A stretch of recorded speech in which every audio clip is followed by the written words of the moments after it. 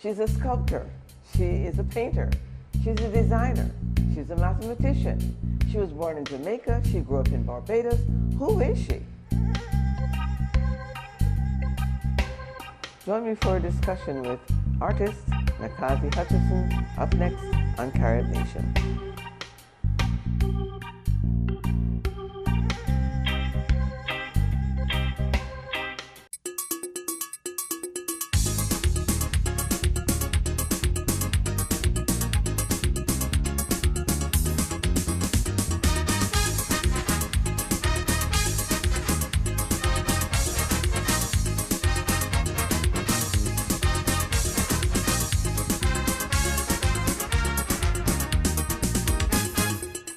Hello, welcome to Carib Nation.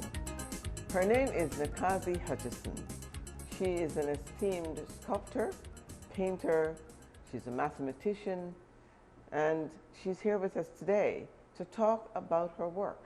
Nakazzi, welcome to Carib Nation. It's a great pleasure to have you join us. First of all, are you a Bajan? Are you a Jamaican? Are you an artist? Are you a sculptor? You're quite a multifaceted woman. Tell us a little bit about your background. Thanks very much for having me and for featuring and so showcasing the work. I'm asked that question quite often, and there's no easy answer to that. I was born in Jamaica, so essentially I am Jamaican. I left when I was 4 with my father, and I grew up in Barbados. So culturally, I'm very Bajan. I came to terms with that after living in Jamaica now for 15 years. And it's to do with, my mother is Jamaican, my father is Barbadian. So in essence, I'm of both countries equally. It's just like parents, you can't say that you love one more than the other. You love them both in different ways. They have different strengths and different weaknesses. I choose to live in Jamaica because it affords me a greater level of freedom and space. To do what I do would be a little bit more of a challenge in Barbados. How so? Well, I think that Jamaicans celebrate artists while they're alive in this time, and there's a way in which the Jamaican landscape, the culture, the music, the people, this allows me to be that artist and to really blossom and to expand. Expand your range, yeah. Yes, in Barbados, there's much more of a Eurocentric taste in art, much more of a conservatism that would narrow the scope somewhat for the type of art that I would make, also the kind of projects that I take on, because in Jamaica, I've been given license. I have people hire me and say, okay, you're the artist, you dream it up, and you know, they're very, Jamaicans can be very free-thinking people, very modern and progressive in their sensibilities. And that allows me to be a different type of artist. So that is essentially why. Your father also has quite an influence on you, as I recall. And he also has an interesting background. Tell us a little bit about his transition. Well, Dad always said that he was a Jamaican that was born in Barbados. So my dad was a Barbados scholar when there was only one Barbados scholar per year. And he was supposed to have gone to Canada. My grandfather had very wealthy friends who wanted to take him into their company and help him to do finance. He was supposed to go in that direction. He was very radical in his thinking, and so he made an extreme choice to go to Jamaica.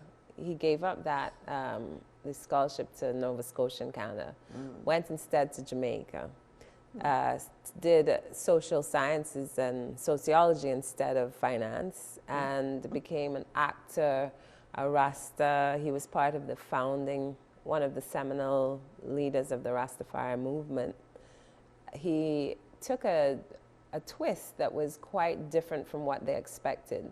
And I remember my grandfather saying that the day they first went to Jamaica and saw him, her hair turned white. It's just shock of it all. But then, you see, it was a radical shift, and it was about him being a revolutionary and being true to himself and his own vision and his own philosophy. And he also then proceeded to rise in power in terms of his political achievements. So much of, he kind of achieved everything against the odds and against the establishment and the norms. Yeah. In that sense, I believe that he was really one of the great leaders in our family. We have we have a history of leaders, you know. Mm-hmm. And in a sense, he fulfilled that destiny on his own terms. And that was a great example to me, because that's also in the sense I chose when I got my scholarship to Brown University, and I was sort of being geared towards pre-med because I had a science background. But I was always an artist, and I always knew that I had a love and a passion for it. So I kind of took this leap of faith, and I chose that thing which I felt that A, would make me happy, and also that I was uniquely gifted at. So I chose this thing sort of thinking, well, there are no guarantees.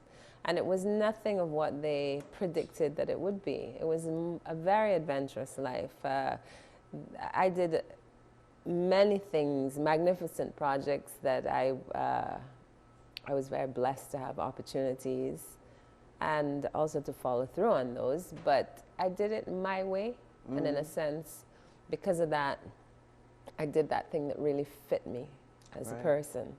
And they say, Buddha says that if you work at something you really love, you'll never have to work a day in your life. That's true. That's so true. So true. And that is a great achievement to have arrived at such a young age, because many people live their entire lives searching for that. Yeah. And to be able to have the guidance to give you the strength to leap out on your own. Well, it's really the courage to take that leap. And I give that to my father, because my father grew me up, and he would say to me, anytime he saw me cry or do anything slightly girly, he would say, "You're a warrior." And in a sense, he never gave me much room to be, to back you know, down. Yes, he was very, I would say he was ruthless in his critical nature and unforgiving and demanding. And a lot of people would say that those weren't really warm and wonderful characteristics, but he didn't leave a lot of room for failure or even for self-indulgence, you know. So quite often when I worked with him and I would present him with something and I thought it was like, wow, and my father would say, that's a bit boring. You could do better. And in that way, he pushed me to sort of really develop my imagination and to really be the best at what I chose, you know? Yeah. Yeah. We'll have to balance this with discussions about my mother, because she wouldn't like the heavy leaning. Well, that's my next foray here into that mix of who you are, because you said your mother was also an interesting. Well, my mother was possibly one of the most gifted Jamaican artists there have been. She was an incredible personality. She was an incredible artist. And I'm very much a clone of her. When people see me in Jamaica, they may not have ever seen me before, but they look at me once and go, oh, I know your mother. Yeah. I know your mother. And everyone knew her and loved her. She was a very down-to-earth person, but she had an immense intellect, incredible wealth of knowledge, wide range of interests, and she mastered pretty much anything that she put her hand to, you know.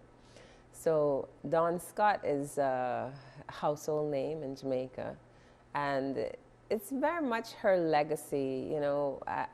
A lot of my blessings came from just being her daughter and looking just like her. People met me and embraced me. I've received a lot of support from the community, the artistic community, to this day. Any knowledge that I need, any support that I need, I can just call them, and by virtue of being the baby, because they call me the baby, because when the Jamaican art world and it was in its formative stage, my mother was there, walked with me in a sling on her back everywhere. So I was known as the baby. And yes, I would say that I may not have succeeded in the way that I had were it not for the example and the support of all of those other artists, because it is a family and a community, and there are ways in which we lend each other that real strength. Yeah. That's Let's take that into your art. And do you consider yourself a sculptor, a painter, a general artist? How do you define yourself? Well, I try not to stick with individual labels. I am a sculptor, and sculpture is a very particular type of practice. But I also am a painter, I'm an interior designer. I've tried just about everything there is in the field of art, from paper making, fabric making, tie-dye, batik. I did interior design for years, and that is a different field. But of all the fields, I found sculpture to be the greatest challenge. It was the first subject in life that I failed, which, much to my outrage, was like, what? What?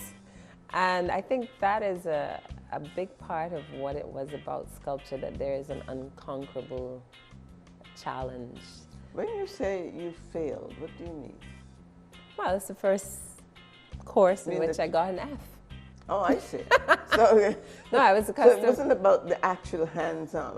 Did you feel that you couldn't handle?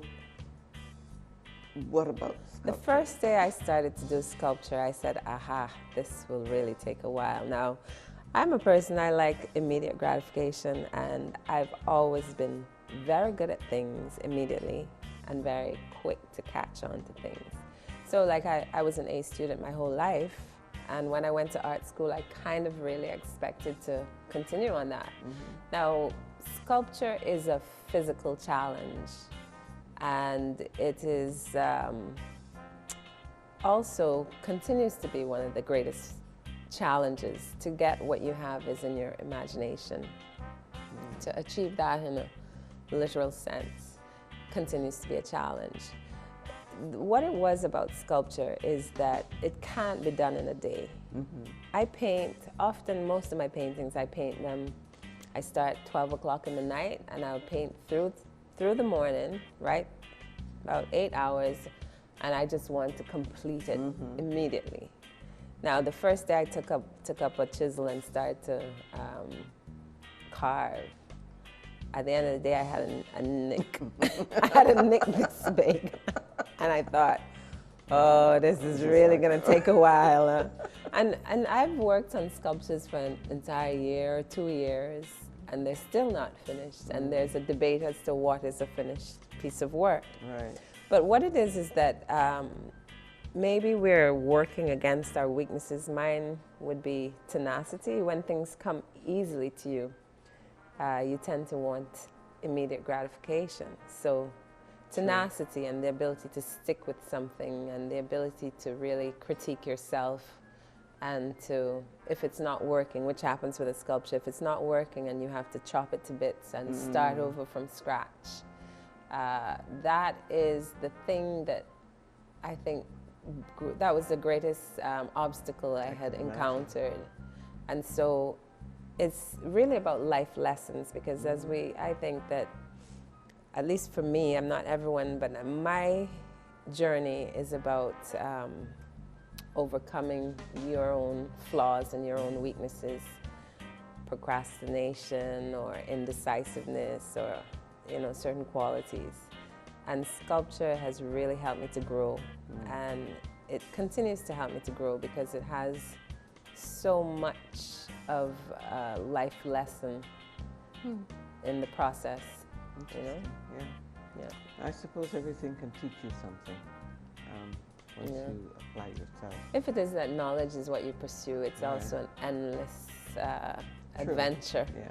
Because when I master a particular area in sculpture, then I lose interest in that, and I find the next thing. I gain it. I get curious about something else, and then I move on. Yeah. Yeah. Are you, as you say, you use a lot of natural materials. Your sculptures have used tree barks, glass. I was interested that your glass you used surfboard resin. How did you know that would work? Oh, I never know anything is going to work before I try it. Like I say, I'm a scientist, I'm an inventor, and it's really something that was by chance. As many of my favorite pieces, I happen to by chance. I don't plan them per se, but I may plan some investigation that leads to it.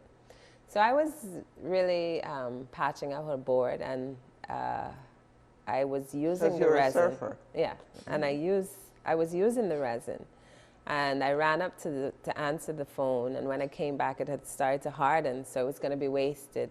I hate to waste anything, so I kind of thought, well, what can I do with this really quickly? And I didn't want to throw it on the ground because it would stick and make a mess. So I thought, well, let me throw it into one of the molds. And it wasn't really a planned thing. I thought it like in 2 seconds as I was scraping it out. And this was all really so it wouldn't stick into the container that I was working with. So I threw it into one of the molds, and that was actually one of the best pieces because not only did it take the shape immediately and it was really interesting, what was interesting was that there was this tear. It was a face, and there was this tear that it was a bubble in the material, but it formed as a tear. Wow. And when I looked at it, as often happens with a good piece of art, it's like you gain, when you look at it, there are things that you didn't plan. Into something, yeah, and it's reflecting something of your own emotional life at the time. This was just shortly after my mom had passed, and I myself was very fragile. And so the glass was very fragile, and there was this perfect tear. Wow. And I was really excited with the results. So it's sort of taken it in a new direction. Yeah. Interesting. Yeah. You also, a lot of your sculpture, in your small pieces, represent the Caribbean-ness, I would say, of who you are. The dreadlocks and the hairstyles and the shapes, faces and cheekbones and eyes and things like that. Is that what you set out to do? Again, I know you don't always plan everything, but is that what your whole purpose is, to highlight the African or the Caribbean piece of who you are, or all of who you are? No, I wouldn't say that this is a deliberate thing that I set out to do. It's about the beauty of truth. Now, for me, art is, when you master the actual processes and the skills, the techniques, then the question is, well, what will I paint or what will I sculpt? And for me, art is about self-revelation. It's about peeling away the layers of the self and looking within and looking under those layers at what really defines you in terms of identity.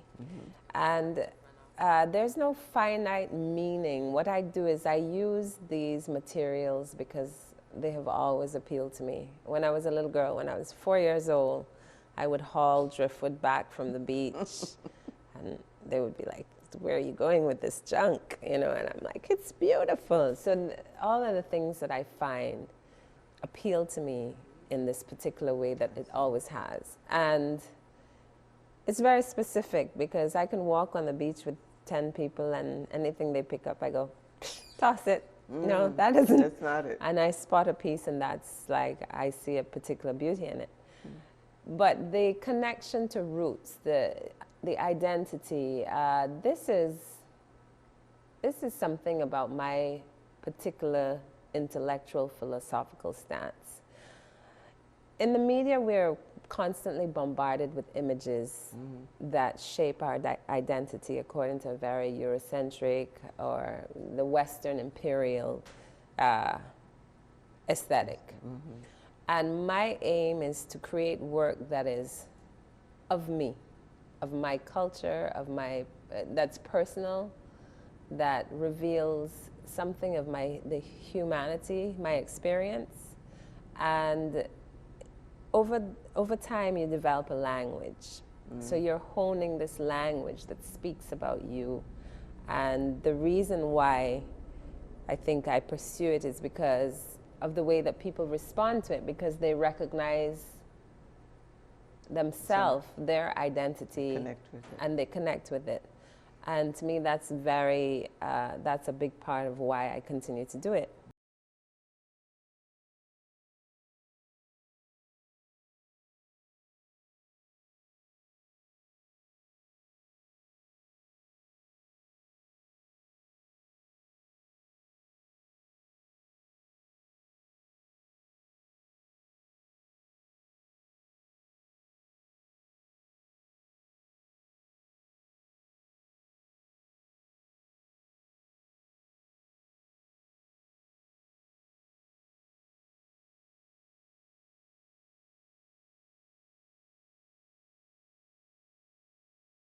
Beyond that spirituality, and within that language, it evolves as I continue to evolve, so it changes as well. There's some big pieces. Yes, and you've done some large pieces, and I understand that you've done some even larger pieces that the Jamaican government has used, have bought from you, and they're pieces in various places of interest and public places. One wonders sometimes if, I know that for a sculptor, the range can go from this small to, which gives you the greatest satisfaction? I'd say the bigger the better. It's to do with the ego. And all people desire to make their mark on the earth. You know, there's the ego, the identity, the I. And for me now, I like working miniature pieces as well because of the intricacy and the delicacy and so on. But the bigger, the better in painting and sculpting because it gives you room to expand, but also because of the response to it. When you see a sculpture that's life-size, human-size, there is an instinctive relationship that you have with the body, with the life-size piece. Also, when you see a piece that's monumental in scale, there's a heroic nature to it. I mean, and this is part of what it is that I'm expressing with scale. I enjoy, if I had the means, I would make things much, much bigger. But then, of course, when I do these very large pieces, it's like where to store them and where to put them, because they're not really meant for outdoors. And actually, many of them are not meant to be permanent. Really? It's to do with my philosophy on life. I believe that the body is a vessel for the spirit. The spirit is immense and infinite. The body is finite. So we have a relationship with our body over time, the persistence of time, and like we're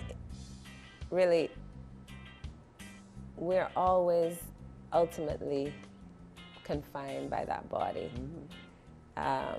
Even though the spirit longs for great things, you know, we come back to our body and we come back to this relationship with the body, with aging and questions of life, the meaning of life, death, because we are beings on our way to dying, and there are always these questions. So in that, my art imitates life. I like to create work that is not necessarily meant to be permanent, because in that I'm expressing something of like the transient nature of life, the impermanence of life, the impermanence of joy, you know. And these are ideas that I think resonate with a lot of people. Yeah. Yeah, because. Do you have a favorite in anything that you've done? Do you?